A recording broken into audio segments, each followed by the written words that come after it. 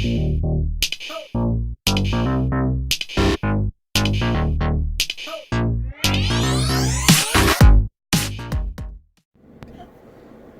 and love, fam. Welcome to the channel. It's your boy Monte. You know who I am. You know what I do. You know how I get down. I'm going to try to keep it at a minute or less. It'll probably be closer to 2 minutes. I know you don't want to hear me or see me for much longer than that. I get it. I got it.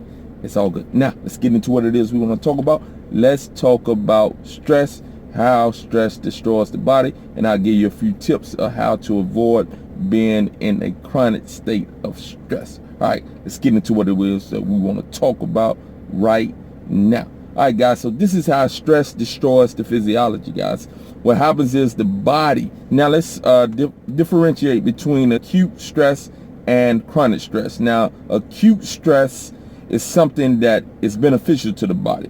This can be caused by doing intense exercise. It can be caused by doing weight-bearing exercises. It also can be caused by fasting. Fasting actually puts the body up under stress, but this is not a long-term chronic stress situation. So therefore, the body responds with a greater degree of health and strength after it comes from underneath those types of stresses. So you want to put those stresses in on a daily basis. It's that chronic stress of worrying or about this, about that, of not feeling good or under a bunch of toxicity to the body as far as the nutrients are concerned, lack of nutrients, lack of minerals, those type of things that are a part of a chronic stress state destroys the physiology.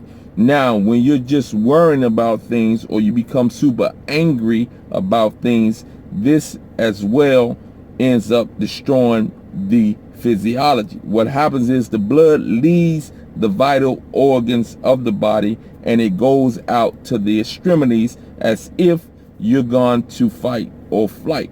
This also has a pronounced effect on the sympathetic and parasympathetic nervous systems.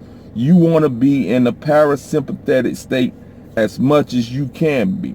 That sympathetic state is when you are in a state of stress, and this again keeps the blood moving to the extremities of the body. It takes it away from the vital organs in the body, therefore reducing those organs functionality and decreasing the blood supply to those organs. Therefore, those organs are not gonna be efficient. It shows up major in digestive issues when you're up under a lot of stress, but it also leads to other diseased situations, boils on the body, rashes, a number of detrimental physical effects come from stress. It is real, guys. It's just not a cliche that stress is a killer, and it is. It kills the body slowly. So therefore, guys, we must learn to deal with things a little bit better. We must learn to view things for what they are at the time they are, and not carry those things beyond what it is that we have to deal with at that point. We can always revisit those things, but anything that you can't change, that you're upset with, you have to figure out how to deal with that without allowing it to ill affect the physiology. I'm not saying that you shouldn't be upset. I'm not saying that you shouldn't get angry. But what I am saying is you can't stay in those states of being, and you can't allow any and everything to trigger that within your body.